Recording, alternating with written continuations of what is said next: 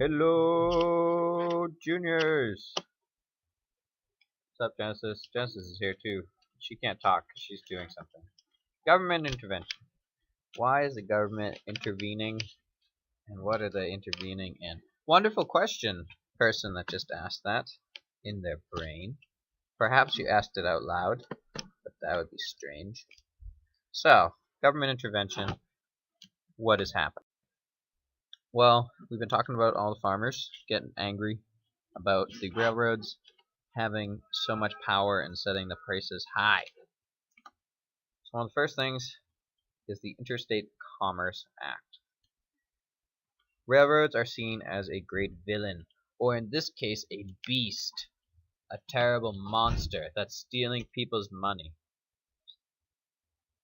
So this cartoon here, you see a farmer trying to defeat the monster train. If you look in the distance in the background of the image, it's wrapped around the U.S. Capitol. They see it very much as politicians supporting railroads. And in many cases they were. Politicians got a cut of money from railroads to have favorable laws. So railroads could really operate however they wanted. So it very much becomes a David and Goliath, a battle between fairly poor people and the billionaires who own and run the railroads. So, 1887, we have the Interstate Commerce Act. It is designed to regulate the railroad industry and stop monopolies from occurring. So, monopoly, when one company controls an industry. So, if there's one company running all the railroads, they can set the prices however they want. So, it was passed. After the Grange comes in, they start exerting political power, and it's designed to have reasonable and just rates for shipping goods. The government doesn't fix the rates, but they do mandate that the rates are just. Railroads are required to publish and publicize the rates of shipping. Some did not do that, and they just randomly put in various rates. And it helps eliminate discrimination against farmers. So, 1887, Interstate Commerce Act comes in.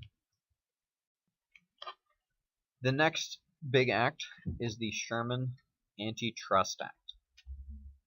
This happens in 1890, so 3 years later. And this is focused at companies beyond the railroads. It's focusing at monopolies, again, and also known as cartels. The purpose of the act, as quoted by the Supreme Court, is not to protect businesses from the market, but to protect the public. So consumers, people that are buying goods, they are protected from companies that are setting unreasonably high rates for goods. So Sherman Antitrust Act very much stops companies from having control over one particular industry. You have these big businesses, like this man right here, and you have these trusts, that they see competition isn't happening in the United States because there is no real ability for smaller companies to start. If one company dominates an industry, they don't have the power to really compete. Alright, so as you can imagine, there's some people that are critical of these laws, namely business owners. So one of the biggest areas of criticism is that these acts, they do not improve competition and benefit the consumer. It more helps inefficient businesses. So if you are a business that is small and you're trying to survive, these acts help you from those big businesses that have lots of power. A lot of people criticize it, even to this day, that the act removes competition and stifles or prevents innovation. With so many other companies, companies have to focus on other things instead of just trying to create new and better products. That's one of the arguments. Another argument is saying that the products are cheaper, but this doesn't necessarily play in. Sometimes you're just trying to reduce businesses, and the prices go up higher.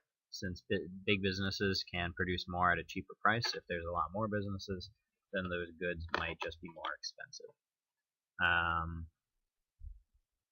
So you have a lot of criticisms that this is not the role of the government. The government is supposed to be governing, not be regulating independent companies. Companies' goal is to be in the industry. Government is to be in the government. So you have people that really want this to be a separate entity, and those that, like farmers, are saying we need the government to step in to protect us.